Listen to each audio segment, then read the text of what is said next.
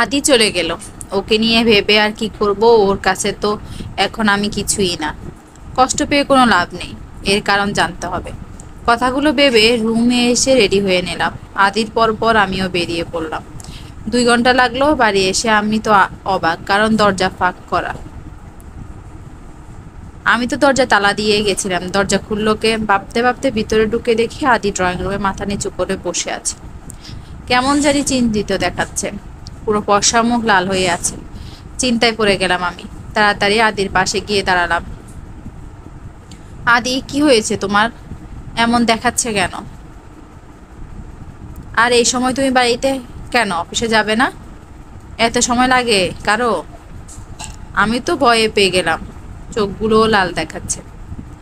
কি হয়েছে আদি তোমার? আব্বুর অ্যাক্সিডেন্ট হয়েছে বলে বাচ্চাদের মতো পাগলামি করতে লাগলো, এর জন্যই চলে এসেছে।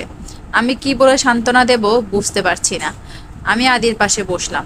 আদি কিছু বলতে যাব তার আগে আদি আমার দিকে ঘুরে জড়িয়ে ধরে বাচ্চাদের মতো কাঁদতে লাগলো।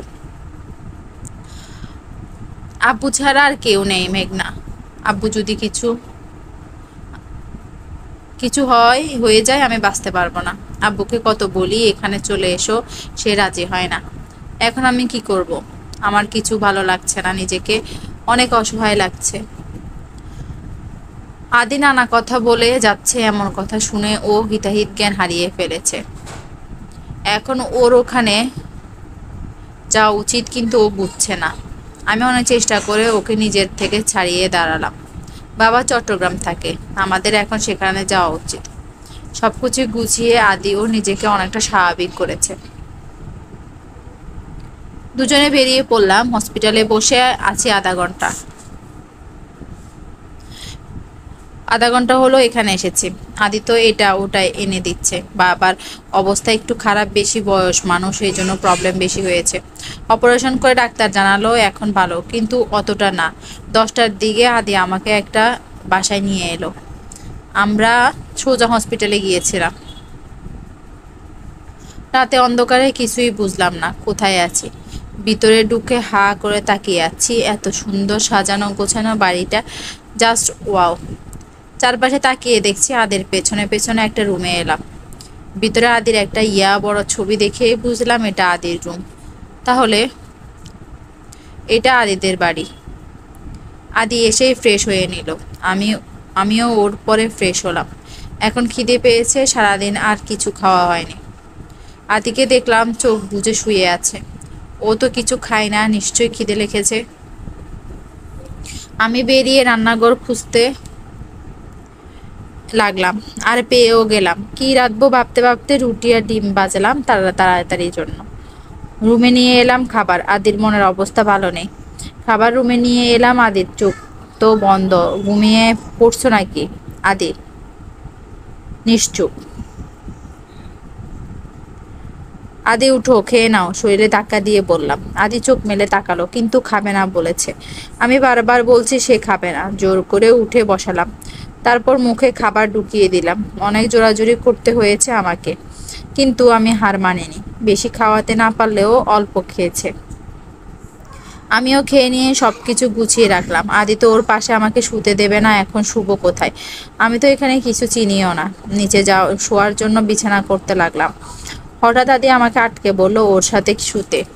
কিছু বুঝলাম না, কিন্তু মন থেকে অনেক খুশি হয়েছি। আদিকে আমাকে মেনে নিয়েছে তাহলে হয়তো, নইলে ওর সাথে শুতে বলল না। দাঁড়িয়ে দাঁড়িয়ে কথাগুলো ভাবছিলাম।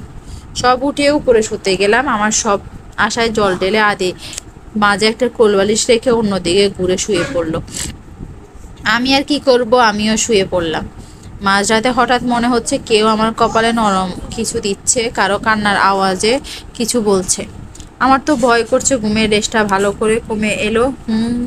এখন কথা ভালো করে বুঝতে পারছি। এটা তো আদির কণ্ঠ। এত রাতে আদি কি বলছে? আদি অনেক কিছু বলছে। ওর চোখের পানি আমার হাতে ও পড়ছে। এতে না তাকিয়ে ও বুঝতে পারছে ও কান্নাও করছে। এত কিসের কষ্ট ওর? আর বলছে আমাকে নাকি ভালোবাসে, কিন্তু ভালোবাসলে আবার কিন্তু কেন? কিছু গড়বড় আমার আছে, আমাকে সেটা জানতে হবে। কেন নিজের সাথে আমাকে কষ্ট দিচ্ছে। কথাগুলো ভাবতে ভাবতে কখন ঘুমিয়ে পড়ছি বুঝতে পারিনি। সকালে ঘুম থেকে উঠে নড়তে পারছি না, কেউ আমাকে আস্তে পিষ্টে বেঁধে রেখেছে। কানে কারো হার্টবিটের শব্দ আসছে, কিছু বুঝতে পারছি না কি হচ্ছে। আস্তে আস্তে চোখ মেলে তাকালাম। এতে আদি আমাকে একদম নিজের সাথে জড়িয়ে রেখেছে। বিয়ের প্রথম দিন আর আজ এভাবে ঘুম থেকে উঠে আদিকে এত কাছ থেকে দেখে ভালো লাগছে। এখন আর আমার চিন্তা নেই, আদি যে আমাকে ভালোবাসে সেটা আমি জেনে গেছি। ও আমাকে কষ্ট দেওয়ার জন্য স্বীকার করে না। কত নিষ্পাপ লাগছে দেখতে, একেবারে বাচ্চাদের মতো করে জড়িয়ে আছে, মনে হয় ছেড়ে দিলে পালিয়ে যাবে। আমি ওর মুখে হাত দিয়ে কাছ থেকে দেখছি, কি মনে করে যেন ওর গালে একটা চুমু দিয়ে বসলাম। ও জেগে গেলে বা আর কখনো সুযোগ পাবো নাকি তাই মনের ইচ্ছে পূরণ করে নিলাম। হঠাৎ আদিও নড়ে উঠলো, আমি সঙ্গে সঙ্গে চোখ বুজে ফেললাম। ও হয়তো ভাবছে আমি ঘুমিয়ে আছি, আমাকে সাবধানে নিজের থেকে সরিয়ে উঠে গেল। আমি চোখ ফাঁক করে সব দেখছি, কিন্তু কিছু বলিনি। আগে আমার জানতে হবে এমন করার কারণ কি, তারপর সব। এখানে এসেছি 3 দিন হলো, আজ বাবাকেও বাড়ি নিয়ে আসা হয়েছে। এখন অনেকটা সুস্থ। আমাকে প্রথমে চিনে নাই, পরে আদি সব বলেছে। অবাক করার বিষয়ে উনি একটুও রাগ করেনি। এতদিন হলো তাকে না জানিয়ে বিয়ে করেছে, সে কিছু বলল না। আমি তো ভেবেছি সে হয়তো সব জানে, কিন্তু এখন বুঝলাম কিছু জানতো না। আদি বিয়ের আগে বলেছিল বাবাকে সব জানিয়েছে, কিন্তু সেটা মিথ্যা ছিল। সকালে নাস্তায় খাইয়ে বাড়িটা ঘুরে দেখতে ইচ্ছে হলো। 3 দিন হলো এসেছি, বাড়িটা ঘুরে দেখা হয়নি। হসপিটালে যেতে হয়েছে, বাড়িতে সময়ই কাটায়নি। সবার আগে ছাদে গেলাম। ছাদটা অনেক সুন্দর, নানা রকম ফুল দিয়ে ভরা। একটা দোলনাও আছে, গিয়ে আমি দোলনায় বসলাম। অনেক সুন্দর তো। এগুলো করেছে কে? আদি কি ফুল পছন্দ করে নাকি বাগানেও ফুল ছাদেও ফুল? আদির পছন্দ মনে হয়, কিন্তু ও যে বলেছে ও ফুল বেশি পছন্দ করে না, তাহলে এত ফুল গাছে কেন বুনে রেখেছে? চিন্তায় পড়ে গেলাম আমি, কিন্তু মাথায় কিছু আসছে না। ছাদে থেকে নেমে চোখ পড়লো আদির পাশের রুমে। এই রুমটায় একবারও যাওয়া হয় নাই। একবার ঘুরে আসি, ঘরের দিকে যেতে লাগলাম, দরজা খুলে ঢুকে গেলাম। অন্ধকার রুমটা লাইট অন করব, এমন সময় জলের গতিতে কেউ হেঁচকা টান দিয়ে রুমের বাইরে নিয়ে এলো। আমি তো কিছুই বুঝতে পারলাম না কি হলো। আদি আমাকে রুমে এনে ঠাস করে মেঝেতে ফেলে দিল। পড়ে গিয়ে মাথায় একটু ব্যথাও পেলাম। অবাক হয়ে আদির দিকে তাকিয়ে আছি। আদি, তোর সাহস কি করে হলো ওই রুমে ঢোকার? রেগে বলল। আমি কিছু বুঝতে পারছি না, এত রাগ আর কি আছে? সামান্য একটা রুমে গিয়েছি বলে। আদি, কি হলো, কথা বলছিস না কেন? আর যদি ওই রুমে যেতে দেখি, সেই দিনে চলে যাবি বাড়ি ছেড়ে। এমনিতে আর বেশি দিন থাকতে পারবি না, কারণ খুব শীঘ্রই ডিভোর্স পেপার আমার হাতে চলে আসবে। ডিভোর্সের কথা শুনে আমি তো অবাক, আটকে উঠলাম। আদি আমাকে ডিভোর্স দিবে? আদির আর কোনো কথা আমার কানে যাচ্ছে না, শুধু একটা কথাই কানে বাজছে, ডিভোর্স। এত কিছু করে ও কি? আমি আদির মন ঘুরাতে পারলাম না। কি করে বলতে পারলাম এই কথাটা আদি? ওই ভেবে নিচে কিছুক্ষণ বসে রইলাম, কিন্তু বসে থেকে কি হবে? কেউ কি আসবে দেখতে? না, তাই নিজেকে কষ্ট করে উঠে দাঁড়ালাম। ওইদিকে বাবার খাওয়ারও টাইম হয়ে যাচ্ছে। আদিকে আর দেখলাম না। কোথাও কোনো কথা গুলো বলে বেরিয়ে গেছে। আমি ওর কিছু ভাববো না ভেবেছি হয়তো সব ঠিক হয়ে যাবে। না, কিছু ঠিক হবে না। আর ও হয়নি। 4 মাসের উপর হয়ে গেছে, আদির মধ্যে আমি কোনো পরিবর্তন দেখিনি। এই কয়েকদিন একটু বিশ্বাস ছিল আমাকে ভালোবাসে, কিন্তু তাও মিথ্যে হয়ে গেল। ভালোবাসলে ডিভোর্সের কথা বলতে পারতো না। বাড়ির সবার কথা অনেক মনে পড়ছে, অনেক। একটা ফোনও নেয়নি যে একটু কথা বলবো। বাথরুমে গিয়ে ফ্রেশ হয়ে এলাম, আয়নার সামনে দাঁড়িয়ে আছি। কপালে কেটে গেছে। কিছু সময় দেখে বাদ দিলাম, রান্না করতে গেলাম। রান্না শেষ করে বাবার রুমে খাবার নিয়ে এলাম। বাবা চোখ বুজেছিল, আমার যাওয়ার সাথে সাথে চোখ খুলে তাকালো। বাবা, কি রে, সকালের পর আর এলি না যে? আমি আসলে বাবা, ওই, এই তোর মাথায় কি হয়েছে রে? দেখি, এদিকে আয় তো। আমি, ও কিছু না বাবা, এমনি। বাবা, আমার থেকে কিছু লুকাবি না। আমি তোকে ছেলের বউ না মেয়ে ভাবি, তাই বাবার কাছে বলবি না। আমি, মিথ্যা কোথায় বললাম বাবা? তাহলে বল কি হয়েছে? ব্যথা পেলি কিভাবে? আমি, কি করে সত্যি বলবো? না, সত্যিটা বলা যাবে না, বেখেয়ালে পড়ে গিয়েছিলাম। বাবা, একটু দেখে চলবি তো, কি হয়েছে দেখছিস? অনুটাও এমন ছিল, একটুও সাবধানে চলাফেরা করতো না, খালি। আর বললো না কিছু। আমি চিন্তায় পড়ে গেলাম। আবার অনুকে বাবার দিকে তাকিয়ে দেখি চোখ দিয়ে পানি পড়ছে। আমি, বাবা, অনুকে? বাবা, বাদ দে ওসব। ওইদিকে এসে বসতো, আমি ওষুধ লাগিয়ে দিচ্ছি। তুমি খেয়ে ওষুধ খাও তো, আমি পরে লাগিয়ে নেবনি। আমার কথা শুনলোই না, জোর করে ওষুধ লাগিয়ে দিল, নিজের আব্বুর মতো করে আদর করে। কিন্তু অনু নামটা মাথায় থেকে যাচ্ছে না, কে অনু? আর আদি বা এমন অদ্ভুত আচরণ করলো কেন ওই রুমে যাওয়াতে? কি আছে? কেন জানা মনে হচ্ছে ওই রুমে গেলে আমি অনেক প্রশ্নের উত্তর পাবো। ওই রুমে আমাকে যেতেই হবে। কথাগুলো ভেবে রুমে বসে বসে বসে ভাবলাম। কারো রুমে প্রবেশে বাস্তবে ফিরলাম, তাকিয়ে দেখে আদির চোখ মুখ ফুলে আছে। এসে একবার আমার দিকে তাকিয়ে বাথরুমে চলে গেল। আমি একবার তাকিয়ে চোখ ফিরিয়ে নিয়েছি। সব সময় খারাপ ব্যবহার করে, আমি কথা বলি তবুও এবার আর না থাক, তুই তোর মতো। আনকেয়ার ভাব নিয়ে বসে আছি। আদি ফ্রেশ হয়ে এসে খাটের কোনায় বসলো। একবার আমার দিকে তাকাই তো একবার ফোনের দিকে তাকাই। অনেকক্ষণ হয়ে গেল ওইভাবে বসে আছে। আমিও কি করব, টপ করে শুয়ে পড়লাম। এটা হয়তো ভাবেনি আমি এখন শুয়ে পড়ব, কারণ আদি খাওয়ার আগে এভাবে বসে। আমি খেতে ডাকলেই খেতে যায়, আজ আর ডাকছি না। অবাক হয়ে তাকিয়ে আছে। আমি আর উঠিনি, আদিও ডাকেনি। মাগরিবের আজান শুনে জাগানা পেলাম। আশেপাশে তাকিয়ে দেখি আদিকে দেখতে পেলাম না। পরের দিন আদি সকাল সকাল ডাকা গেল, ওই অফিসে যেতে হবে কোনো এক দরকারে। আমি তো আর কথাই বলিনি। এই সুযোগ ওই রুমে যাওয়ার, দেখতে হবে কি আছে। রুমের সামনে দাঁড়িয়ে আছি ব্যর্থতার চোখ নিয়ে, কারণ সামনে তালা ঝুলানো। শিউর আদির কাজ এটা। কি করা যায় এখন, ঢুকবো কি করে? আবার রুমে এসে সব জায়গায় চাবি খুঁজতে লাগলাম।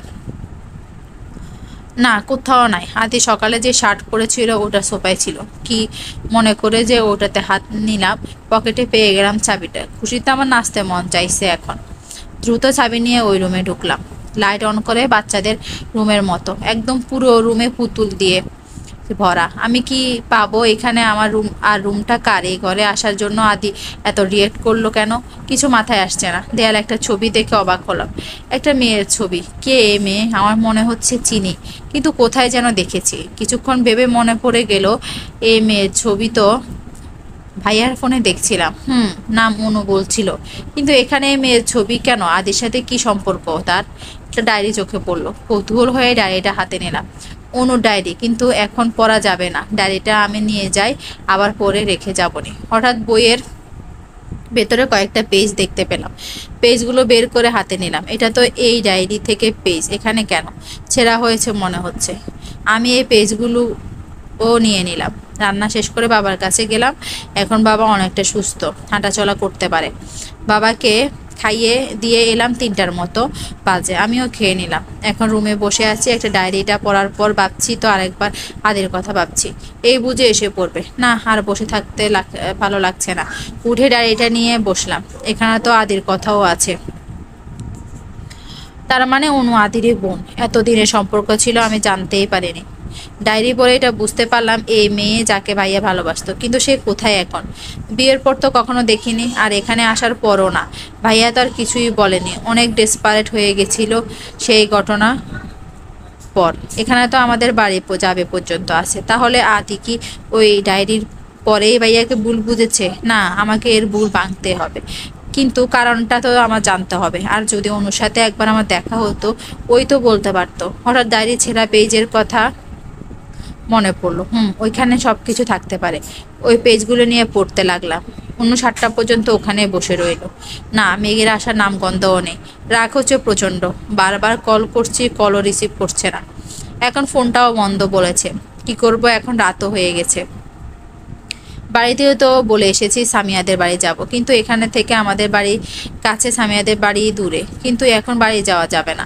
সামিয়াকে কল করে জানিয়ে দিল ও আসছে। সামিয়া অনেক কিছু জিজ্ঞেস করতে চেয়েছিল, কিন্তু অনু বলেছে ও এসে সব বলবে।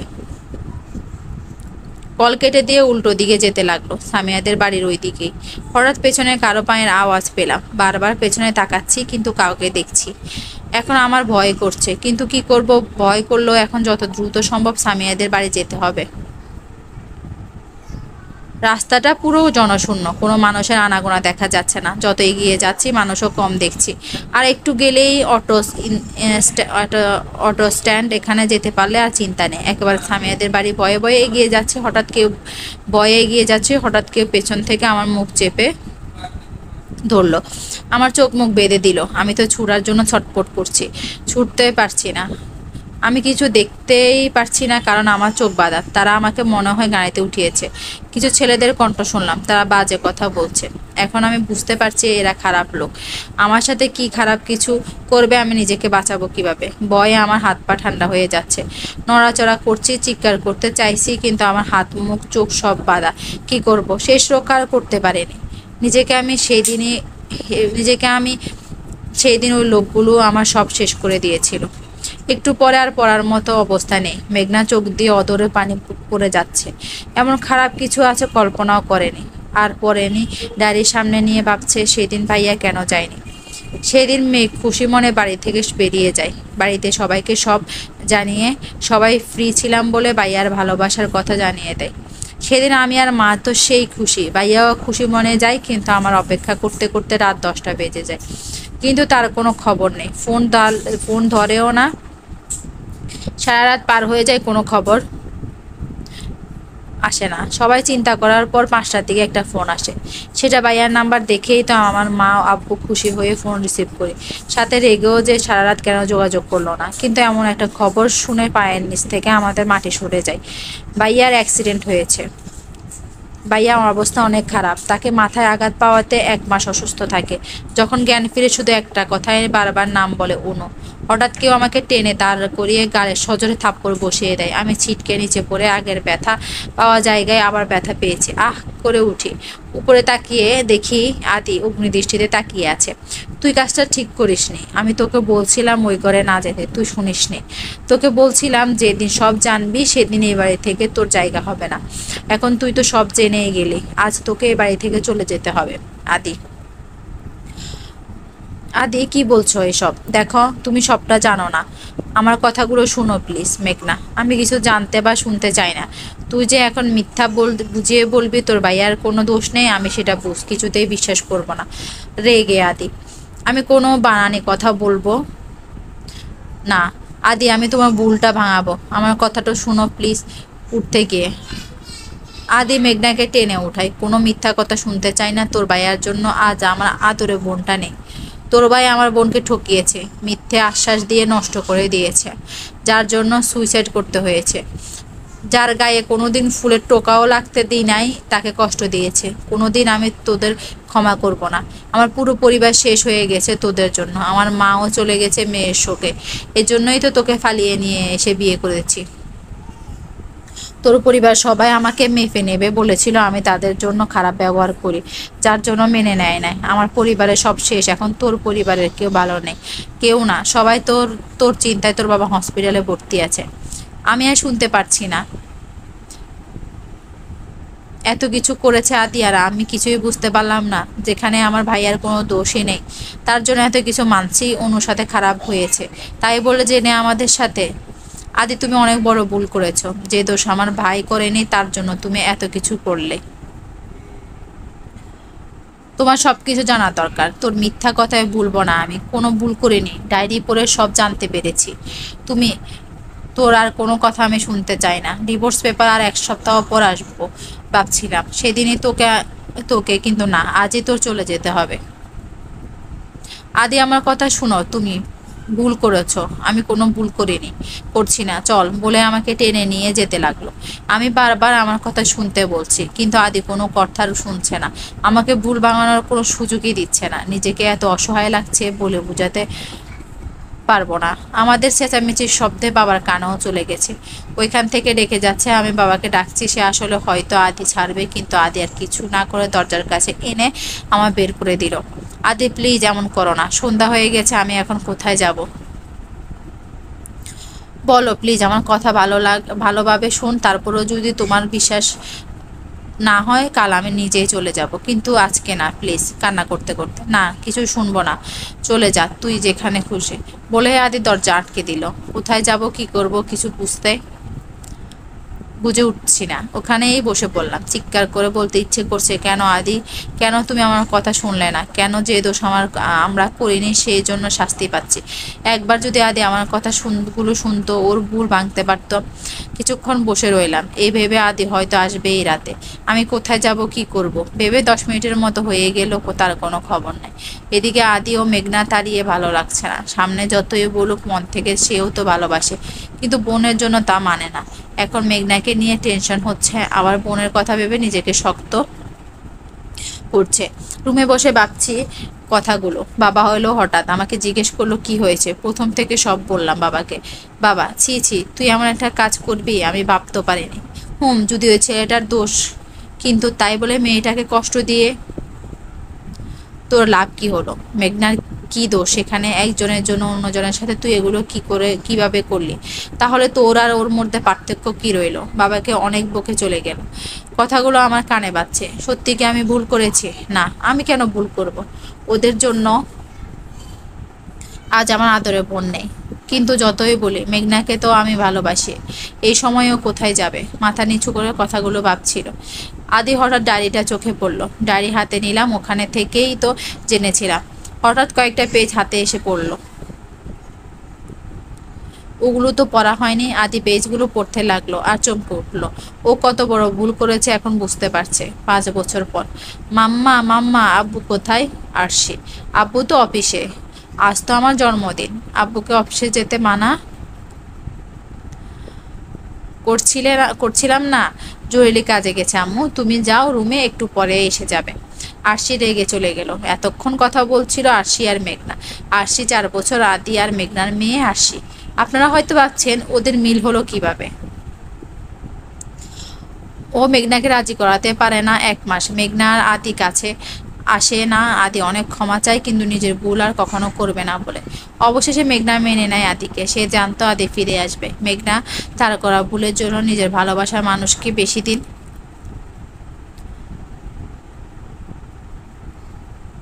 দিন রাজি করাতে পারেনি।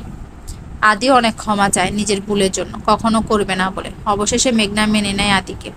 সে জানতো আদি ফিরে আসবে। মেঘনা তার করা ভুলের জন্য নিজের ভালোবাসার মানুষকে বেশি দিন ফিরিয়ে দিতে পারে না, কারণ সে সত্যি ভালোবেসেছিল আর এখন ও বাসে তাই ফিরে এসেছিল। কিন্তু এমনি না, সবাই মিলে আবার বিয়ে দেওয়া হয়। আদি বয়ে বয়ে রুমে ঢুকছে, কারণ সে জানে তার মেয়ে এখন রেগে ফায়ার হয়ে আছে। দরজার কাছে গিয়ে উকি দিয়ে দেখে রেগে বসে আছেন। আদি মেয়ের সামনে গিয়েই কানে হাত দিয়ে দিয়ে সরি, এই কানে ধরছি। আদি কানে হাত দিয়ে আরশি একবার তাকিয়ে রাগীভাবে অন্যদিকে ঘুরে গেল। কি হলো? আমার আম্মুটা কি আমার সাথে কথা বলবে না? না, সরি বললাম তো। অনেক দরকার ছিল। অনেক দরকার ছিল নয় কি আমি যেতাম? তোমার কোনো কথা শুনবো না আমি। আচ্ছা, তাহলে আমি এই গিফটটা নিয়ে চলে যাই। কেউ তো আমাকে ভালোই বাসে না, গিফটটা আর আমার কাকে দিব? আদি চলে যেতে নিল। আর সে দৌড়ে এসে গিফট চাইতে লাগে। আমি জানতাম গিফটের কথা বলে এনা রাগ ভাঙাবে। আমাদের বাড়ির সবাই আসে, ভালো করে কেটে যায় অনুষ্ঠানটা। রাতে আরশি ঘুমিয়ে পড়েছে। আমি জানালা দিয়ে বাইরে তাকিয়ে আছি। হঠাৎ পেছনে কেউ জড়িয়ে ধরলো। আমি জানি এটা কে। আমি এইভাবেই রইলাম। আদি, তুমি কি আমাকে এখনো মন থেকে ক্ষ- ক্ষমা করনি? মেঘনা হঠাৎ এই কথা। আদি, জানি না কেন জানি মনে হলো কথাটা সত্যি করে বলবে। মেঘনা, ভালোবাসি তোমায় সে আগের মতোই, কিন্তু এই মুহূর্তের কথা মনে পড়লে। আদি, প্লিজ মনে করো না ওসব। আদি আমাকে ওইদিকে ঘুরিয়ে কপালে একটা চুমু দিল। সমাপ্ত। পুরো গল্পটা কেমন লাগলো জানাবেন। সবাইকে ধৈর্য ধরে গল্পটা পড়ার জন্য ধন্যবাদ।